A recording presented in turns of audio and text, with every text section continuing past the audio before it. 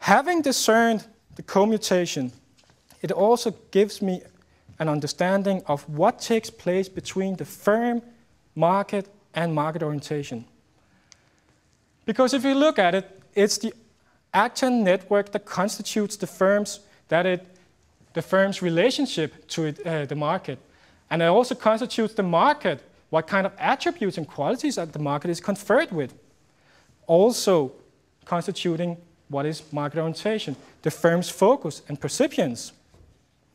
That means that market orientation and firm and market are not determinants, they're more outcomes. And as we saw that there are a lot of marketing-loaded actions proliferating, coming in, we also have globalization, we have new technologies coming in and meddles in the action network. We are not in control of what takes place in there.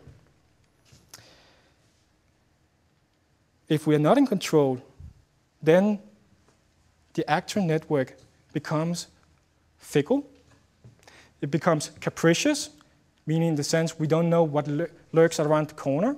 It also becomes precarious, that it can capsize everything. This is a perturbed condition of intractable instabilities. How are we to deal with that? Bruno Latour said we have to be versed in the multiverse. This is a little bit critical. What do you mean by that? That is, we have to travel to different worlds, trying to use different perspectives, trying to be acquainted, trying to live the change. So, if it's the itinerantly traveling that evokes the commutation, then it becomes important that we travel itinerantly to become versed with the commutation. With commutation and what happens in the actor network, we know that it will yield new surprises, new awakenings, new questions, new insights, new horizons, new opportunities. If we think about it, and think of Odysseus' voyage, Don Quixote's quest, Robert Louis Picic's motorcycle ride, it was the occurring trials that put their characters to the test. Not where they ended, they all ended at home in bed. But it was the occurring trials that revised their own worldview. So, the point of embarking on Odyssey, like the one I was in, is not the final port of call, it's the journey itself. So, it is the itinerant and impromptu journeying that makes the world change, as opposite to if it was a planned course, it would immobilize the world and deprive us from the startling escapades that the world could bring us. This has something very interesting to say about mythology. Because if it weren't for the adventuresome and iterant approach, the phenomena would have failed to end their appearance, or even mythologically prescribed. Because we have to think of mythology, that is to prescribe something, but it also prescribes something else. If we think about it, we are taught to be very rigorous about mythology. That is to delimit the study, confining it, be perseveringly acquiescent to the research design, and self-restrain ourselves from being disloyal to it. I mean, that is to wear a chastity belt, if we think of it. The chastity belt squeezes the fecundity of the study. It squeezes and strangulates the commutation.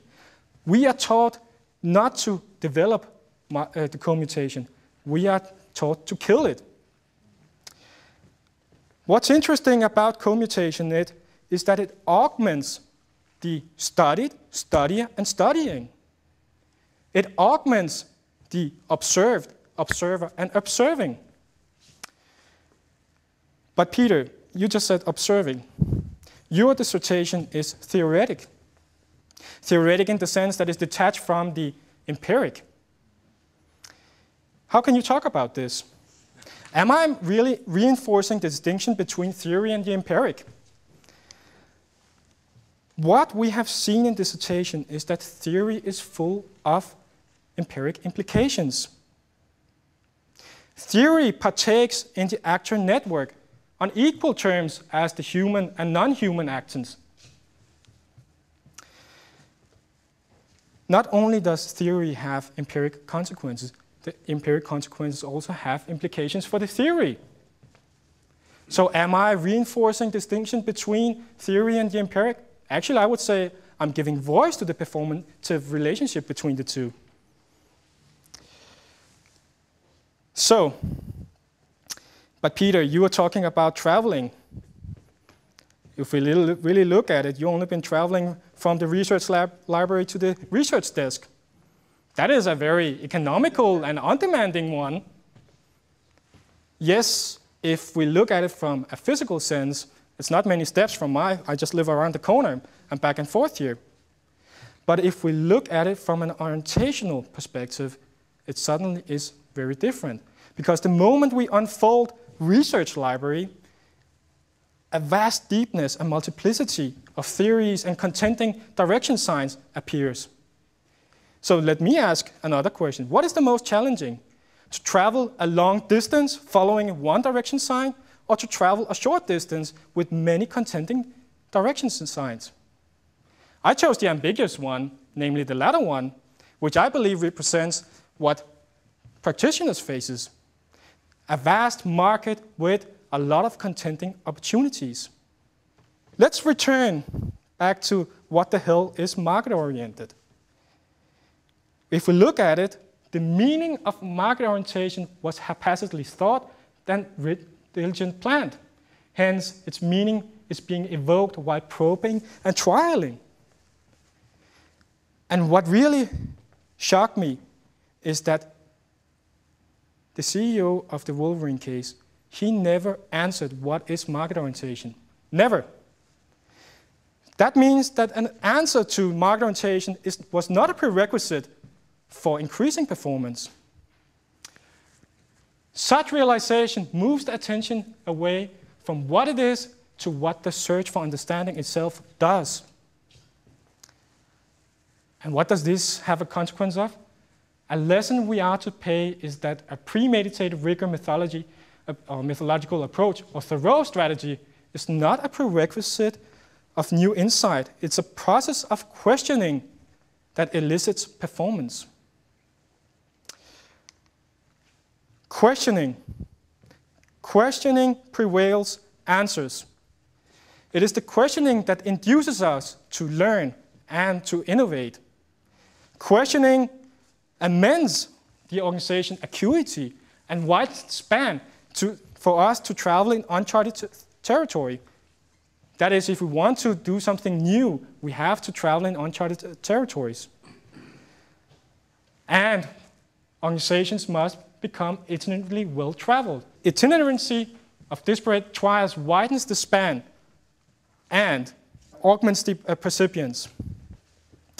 So what the hell is market-oriented? It's a very interesting articulated proposition that fuels the corporate questioning. Then a question that necessarily needs an answer. The end.